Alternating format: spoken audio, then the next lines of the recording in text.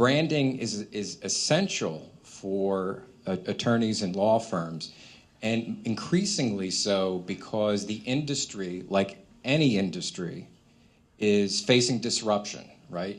And so in many respects, legal services are seen as a commodity, right?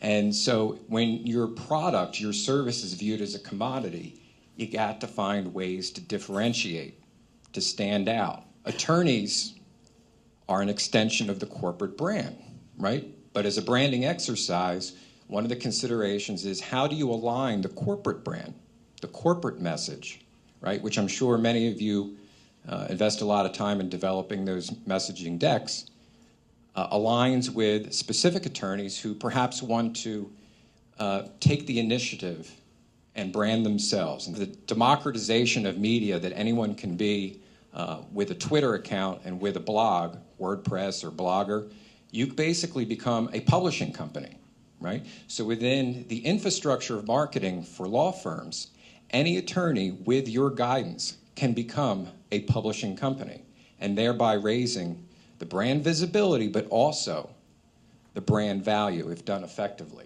Thinking differently, getting out of your safe zone, and coming up with something, coming up with a program where you can identify attorneys within your firm that would be ripe for tapping to do thought leadership. One of the keys is you don't want somebody going off the reservation, right? You've got key message points that I'm sure many of you manage in your roles when you're dealing with external communications, whether it's an inquiry from the media or strategic partners or having something to do with a case. So you want to have alignment with the messages that individual attorneys are going to be utilizing about themselves, but also they're going to be reflecting back on the corporate brand. I always start with the easiest thing, like who we are.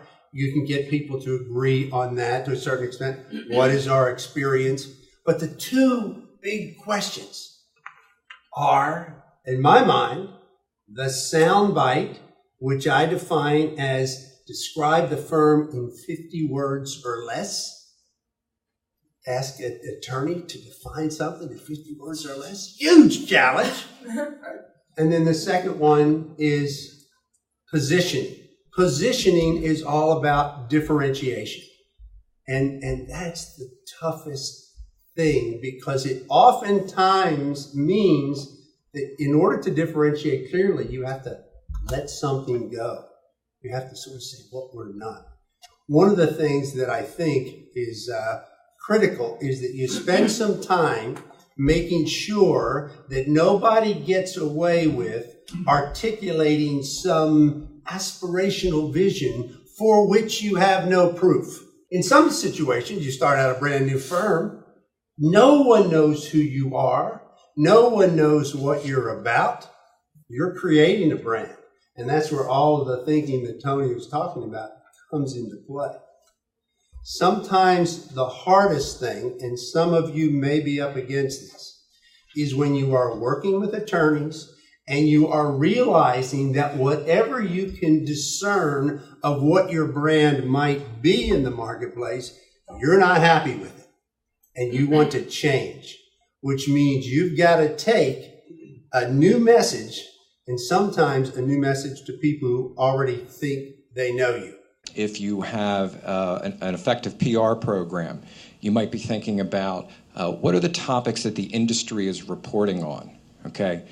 Litigation issues, et cetera, and finding a way to integrate that into the opinions of your experts internally. And that's what builds an editorial agenda. And you build that month to month, maybe 3 months out. So it's all organized ahead of time. So it's thinking about what those topics that are going to resonate in the marketplace and putting your own opinions around it.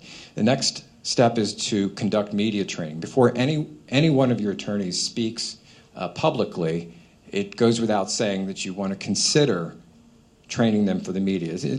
Media or public speaking, it really doesn't matter.